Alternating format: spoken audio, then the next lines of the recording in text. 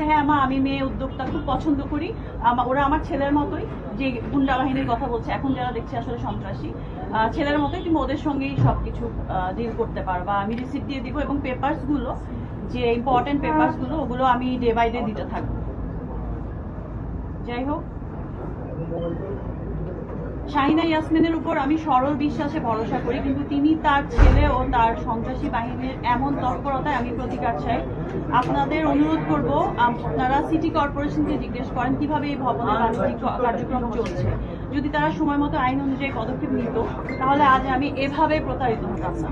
নিজের অর্থ খরচ করে ব্যবসা করতে নেমে এমন উল্টো আমাকে হয়রানি করা হচ্ছে, মিথ্যা মামলা দিয়ে আমাকে কাঠগড়ায় দাঁড় করানো হচ্ছে। বাংলাদেশ আওয়ামী লীগ দীর্ঘ সময় ক্ষমতায় থাকার পরও এখনো গুলশানের মতো গুরুত্বপূর্ণ জায়গায় কিভাবে এমন সন্ত্রাসী কর্মকাণ্ড চলে তা আমার বোধগম্য হয় না। আমি আগে শুনতাম, এখন আসলে নিজে এক্সপিরিয়েন্স করছি বিষয়গুলো দিনে দুপুরে, এবং ফুটেজ আছে, ক্লিয়ার ফুটেজ আছে। তাদেরকে কারা সহায়তা করে তাও অনুসন্ধান করা দরকার।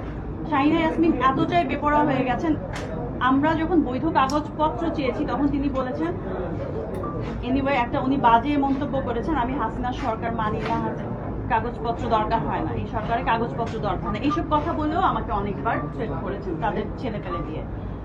এছাড়াও তিনি প্রধানমন্ত্রীকে উদ্দেশ্য করে অনেক অশ্লীল বাক্য উচ্চারণ করেন, যেটা আসলে আমি এখানে বলতে পারবো না।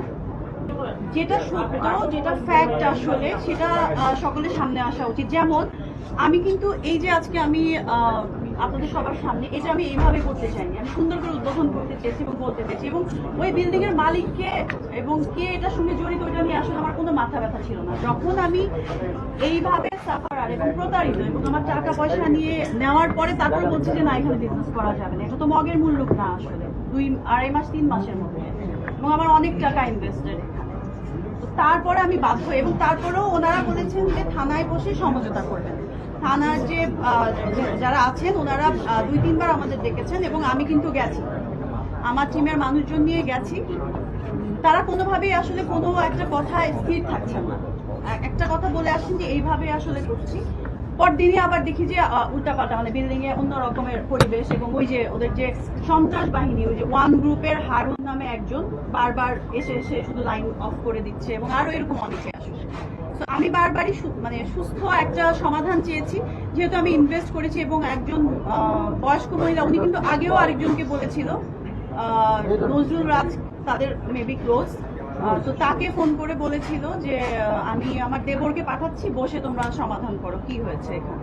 উনি কিন্তু সবই জানেন, উনি একটা বয়স্ক মানুষ, উনি এত হোমজিক্যাল ডিসিশন নিয়ে আজকে এটা কালকে ওটা পরশু এটা এরকম করে মানুষকে হয়রানি এবং এভাবে প্রতারিত করা আসলে আমি এক্সপেক্ট করতে পারিনি যে একজন বয়স্ক মহিলা থেকে আমি এইভাবে প্রতারিত হব। এই জন্য আমি এই জিনিসটা নিয়ে এতদিন চুপ ছিলাম। আমি ভেবেছি উনি হয়তো বা ওনার ভুল বুঝতে পারবে, ওনার যে ক্ষমতার যে ইয়েটা দেখাবে না, বাজে ব্যবহারটা উনি করবে না। আমি রেস্টুরেন্টটা নেয়ার আরো অনেকদিন পরে জানতে পারি এই বিষয়গুলো।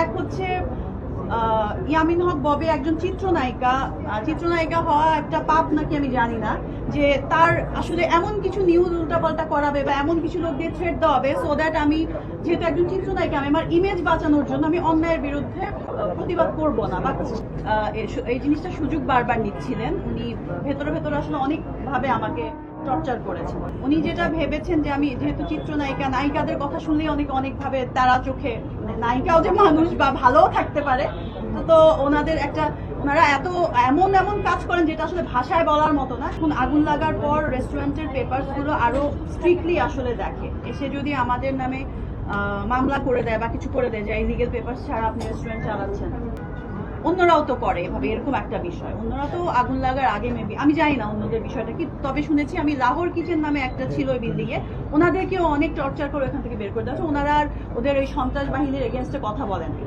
বা এরকম 2-1 জন আছেন, হয়তো বা আপনারা যোগাযোগ করলে জানতে পারবেন।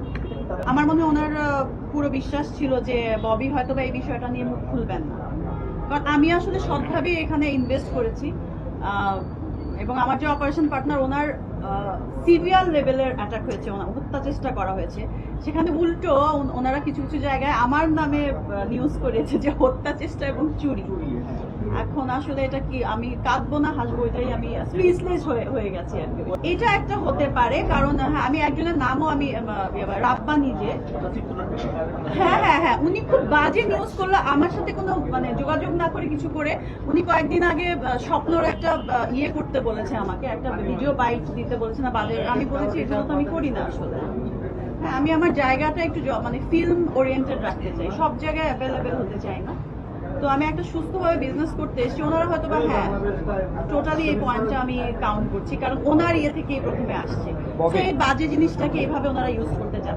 আমার ওইটা ইয়ে করা আছে আমার যে অপারেশন পার্টনার আছে ওনার কাছে ডিটেল আছে বাট সোফার 75 লাখ মানে সব কিছু মিলিয়ে একজন পার্টনার আমাদের থেকে 15 লাখ টাকা নিয়েছে তখনই আরেকজন পার্টনার ওনাদের চিটং থাকে কাবু ভাই না কি যেন নাম ওনারা ভয়েস রেকর্ড আছে উনি বলেছে আপনারা ভুল করলেন ওর হাতে টাকা দিয়ে কারণ ইনভেস্টর আমি ছিলাম ও তো বাড়িওয়ালার কাছে আসলে অনেক টাকা বাকি রেখেছে অনেক কিছু বাকি রেখেছে এই জন্য বাড়িওয়ালার সাথে ওনার প্রবলেম ছিল অ্যাকচুয়ালি ভুবন রেস্টুরেন্টের যে মালিক ছিল ওনারা দুইজন একজনই অপারেশন পার্টনার ছিল আরেকজন ইনভেস্টর ছিল আমরা যখন টাকা দিয়েছি ইনভেস্টরকে অপারেশন পার্টনার টাকা দেয়নি ওদের মধ্যে দ্বন্দ্ব শুরু হয়েছে এই জিনিসটাকে পুঁজি করে আসলে ভবনের মালিক এবং ওরা মিলে ওদের যেহেতু টাকা পয়সার লেনদেনটা হয়ে গেছে ওদের কিছু বাকি ছিল এবং ওদেরও পাওনা ছিল ওদের কাছে তো আসলে নতুন কাউকে এইভাবে নিয়ে টাকাটা নেওয়ার একটা এখন আমার এটা মানে ফিল হচ্ছে আগে তো আমি এটা বুঝতে পারিনি আসলে বিষয়টা।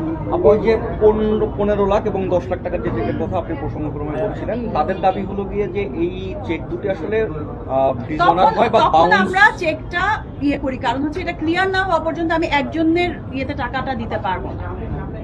চেক দুটো কি আসলেও বাউন্স করে কিনা বা ডিসঅনার হয়েছে কিনা তারা বলছিলেন যে তারা টাকাটি হাতে পায়নি টাকা 15 লাখ ওরা পেয়েছে আর বাকি 40 লাখ চেক দেওয়া আছে।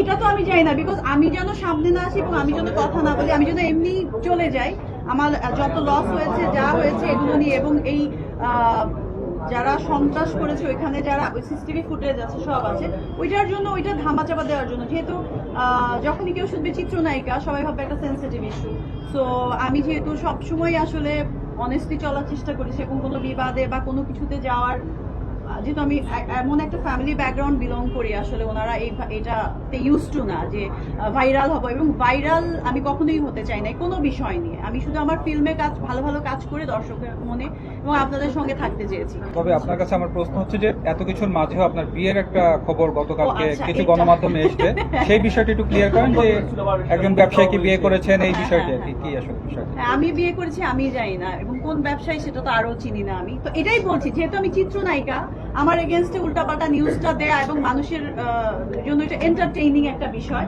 তো এই জিনিসটাই তারা হাতিয়ার করেছে যে উনি হয়তোবা ওনার ইমেজের জন্য উল্টাপাল্টা নিউজ করে দিব উনি সামনে আসবেন না মূল যে ফ্যাক্ট সেটা নিয়ে আমি সামনে কথা বলবো না এবং ওনারা কিন্তু বারবারই বলেছে আমরা অমুক দিন বসছি সলভ করে দিচ্ছি প্রবলেমটা সলভ করে দিচ্ছি একে ফোন দিচ্ছি ওকে ফোন দিচ্ছি এবং অনেক ফোন আসছে আমার কাছে তো আমি বলছি আমি তো এভাবে গোপনে বারবার বসে আপনাদের আজকে এই ডিসিশন দিচ্ছেন কালকে আরেকটা ডিসিশন দিচ্ছেন আমার যত দিন যাচ্ছে আমার লস হচ্ছে আমার স্টাফদেরকে বেতন দিতে হচ্ছে আমার এই বিলগুলো দিতে হচ্ছে তাহলে আমি এটা নিয়ে আসলে কতদিন কন্টিনিউ করবো তখনই আমি আর ওই যে মারামারি ওরা যে মারলো আমার একজন অপারেশন পার্টনারকে এবং আমার ম্যানেজারকে যে থ্রেট দিল তারপরে আমি আসলে থানার শরণাপন্ন হই। আচ্ছা আপু আপনি মামলা করছেন যেটা বলছেন আপনার বিরুদ্ধে পাল্টা মামলা করা হয়েছে চুরির অপরাধ হত্যা মামলা তো এই বিষয়ে আসলে আপনি কি বলবেন? আমি তো পুরোটা বলে দিচ্ছি এর থেকে ফেক ফলস নিউজ কিছু হতে পারে না আমার রেস্টুরেন্ট ভাঙচুর করেছে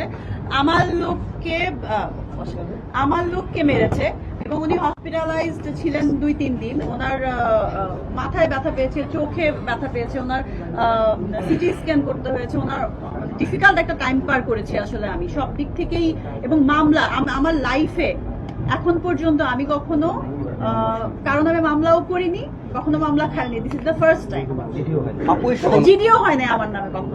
সন্ত্রাসী বাহিনী আসলে কার এটা তো এখন ওপেন সিক্রেট আসলে। এখন যেহেতু জানলাম ওনাদের যাদেরকে বলছে উনিটা যে কি? আমাদের ছেলে গিয়াসউদ্দিন আল মামুন এবং তার স্ত্রী শাহিনা ইয়াসমিন। তার ছেলে। মানে আপনি কি শিওর যে আসলে গিয়াসউদ্দিন আল মামুনের মানে কিভাবে Sure শিওর? হলাম কারণ হচ্ছে আমাদের যে 6th ফ্লোর ওইটার উপরে ছোট উপরে 7th ফ্লোর আরেকটা আছে, ওইখানে ওই ছেলেপেলেগুলো কয়েকদিন ডেকে নিয়ে আমাদের লাইন অফ করে দিয়েছে। এবং ওয়ান গ্রুপের যে হারুন, সে অনেক থ্রেট দিচ্ছিল যে আমাদের মা, ওরা সবাই মা বলে ডাকে, আমাদের মা যেটা বলবে সেটাই হবে, সেটাই হাদিস। আপনার সিনেমার নির্মাতা ময়ূরাক্ষী যিনি রয়েছেন রাশিদ পলাশ, তার সাথে আসলে কি ঘটেছিল? আমরা শুনেছি যে আপনি তাকে বেদম প্রহার করেছেন, আপনি তাকে খুব মেরেছেন। আসলে এই মারার ব্যাপারটি কেমন ছিল? আসলেও মেরেছিলেন কিনা, কোথায় হয়েছে? এটা আসলে প্রডিউসাররা আসছেন, ওরা অন দ্য ওয়ে, ওরা এসে ওদের সঙ্গে বসে আসলে কথা বলতে হবে। কারণ ওনাদের বাসায় প্রডিউসার যিনি, দুইজন মহিলা এবং একজন ভাই, ওনাদের বাসায় আরো লোকজন ছিল, ওনাদের সামনেই কথা হয়েছে। এবং যেহেতু ওনারা বিভিন্ন সময় বিভিন্নভাবে আমাদের যে রাশিদ পলাশ, তার সঙ্গে যেগুলো কথা হয়েছে ওগুলো কোনো কিছু উনি যেভাবে কথা দিয়েছে সেভাবে কাজ করতে পারেনি, তাদের সঙ্গে প্রবলেম হয়েছে। এবং আমি পরে জানতে পারি যে আমার নাম নিয়ে অনেকবার উনি তাদের কাছ থেকে টাকা নিয়েছেন, ওয়ারেজ আমি আমার নিজের পেমেন্টই এখনো পুরোটা পাইনি। আর বলেছে যে আমি এক্সট্রা শুটিং করলে এক্সট্রা পেমেন্ট করতে হবে, আমি আমার নিজের ছবিতে আইটেম গান করতে গেলে আমি নাকি এক্সট্রা পেমেন্ট চাচ্ছি। যেহেতু ওনারা নতুন প্রডিউসার, আমাকে দেখে ইনভেস্ট করেছেন। ভাবি আসলে আমাকে, মানে ভাবির সাথে আমার অনেক ক্লোজ রিলেশন, তো ভাবি বললো যে আমরা আমেরিকা থাকি বাট অনেক পছন্দ করি, অনেক ভালো লাগে, অনেক শিক্ষিত স্মার্ট নায়িকা, বাট এই পলাশের সঙ্গে এগুলো শুনে আমরা আসলে খুব আহত। পরে তোমার সঙ্গে কথা বলে এবং এখানে যে আজ ইন্টারন্যাশনালের যে সিইও আয়েশা সিদ্দিক এবং সাজাদ হোসেন লিটন ভাই, ওনাদের সঙ্গে টাকা পয়সা নিয়ে পলাশের সঙ্গে অনেকবার যা আমার কথা বলে আসছে নিউজে, ওনাদের সঙ্গেই হয়েছে এইসব অনেক কিছু। এবং লাস্ট পর্যন্ত ডিস্ট্রিবিউশনের জন্য, প্রমোশনের জন্য যে টাকা পয়সা নিয়েছেন সেগুলোতেও ঝামেলা করেছে, শুট ঠিক মতো করেননি আসলে। এবং ওনাদেরকে টেকনিশিয়ানদের তরফ থেকে এবং আর্টিস্ট যারা আছেন ওনারা ফোন করে করে বারবার বলছেন যে আমরা আপনাদের প্রোডাকশনে কাজ করেছি বাট টাকা পয়সা পাইনি। আপু গায়ে হাত তুলেছেন কিনা এই ব্যাপারটা একটু যদি এই ক্লিয়ার হচ্ছে করেন। বিষয়। গায়ে হাত তোলা ওখানে ক্যামেরা ওপেন করা ছিল, এটা কি আসলে কি পরিকল্পিত কিনা? আমার রাশিদ পলাশ অবশ্যই আমার বন্ধু না, সে আমার একটা ছবির ডিরেক্টর। এবং আমার মনে হয় যে আমার একটু জেনে শুনে এই ছবিটা সাইন করা উচিত ছিল, যে সে আসলে কিভাবে আমাকে প্রডিউসারের সামনে প্রেজেন্ট করছে, যে উনি ছবিটা করছে, উনিই পুরো দায়িত্বটা নিচ্ছে, এরকম কিন্তু কোনো বিষয় ছিল না। এবং আমি শুনতে পেরেছি পরে প্রডিউসারের যে প্রোডাকশন ম্যানেজার ছিল তাকে সে বাদ দিয়ে নিজের প্রোডাকশন ম্যানেজার রেখেছে। এটা নিয়েও তাদের মধ্যে দ্বন্দ্ব ছিল। যেহেতু তাদের মধ্যে অলরেডি দ্বন্দ্ব, এর মাঝখানে আসলে ওই ছবিটা সাইন করার পর আমি আরো 3টা ছবি শুটিং করেছি, এটা 2-2.5 বছরের ঘটনা। আর এর মাঝখানে আমাকে নিয়ে আরো কি বলেছে, একটা ছবির তো একদম সবকিছুর মধ্যে তো আমি লেগে থাকতে পারি না। আমার শুটিং হয়েছে, কথা হয়েছে যে হ্যাঁ পলাশ আমাকে বলেছে যে ওরা টাকা দিচ্ছে না, আসলে বড় আর্টিস্ট কিভাবে হ্যান্ডেল করতে হবে, যে কোনো আর্টিস্ট, ওরা নতুন প্রডিউসার ভালো না। আবার ওদের পক্ষ থেকে এখন শুনছি পলাশ আসলে টোটালি আনপ্রফেশনাল ওয়েতে কাজ করেছে, এবং আপনার নামে এবং আরো বিভিন্ন মানুষের নামে যারা এখানে আজ ইন্টারন্যাশনালে যারা দায়িত্বে আছেন, যেহেতু যে ইনভেস্টার উনি বাইরে থাকেন, দায়িত্বে আছেন, তাদের সঙ্গেও আসলে একটা ঝামেলা বাকি এই জিনিসটা এভাবে ক্রিয়েট। আমরা একটা ইনভাইটেশনে গিয়েছিলাম, সেটা হচ্ছে ভাবির বাসায়। তো ওইখানেই আসলে ওরা ওকে জেরা করছিল যে এরকম কেন হলো, ডিস্ট্রিবিউশনের জন্য তুমি দায়িত্ব নিলা, আমাদেরকে দিলা না, লিটন ভাই এত পুরনো মানুষ ফিল্মের, ওনাকেও তুমি অ্যাভয়েড করে গেলা, কেন এইসব করলা, সবকিছু এরকম কথা কাটাকাটির মাঝখানেই একটা বিষয় হয়েছে। আসলে এমন কিছু হয় নাই। তার মানে আপনি গায়ে হাত দিয়েছেন? আমি তো বলিনি, বলেছি আমি না। তো এরকম আসলে অনেক কিছু বিষয়, আরো যে সিইও আসছে, আজ ইন্টারন্যাশনাল সিইও আসবে, উনি আসলে আরো ডিটেল বলতে পারবে। আমার এতটুকুই জানা।